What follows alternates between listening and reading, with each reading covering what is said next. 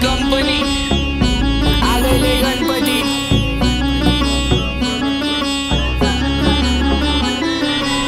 वहिनी, तुमच्या पोराची तुम्ही जेवढी आतुरतेने वाट बघता ना संध्याकाळी शाळेत येताना, तेवढीच त्याच्यापेक्षा जास्त आम्ही आमच्या गणपतीची दरवर्षी वाट बघतो.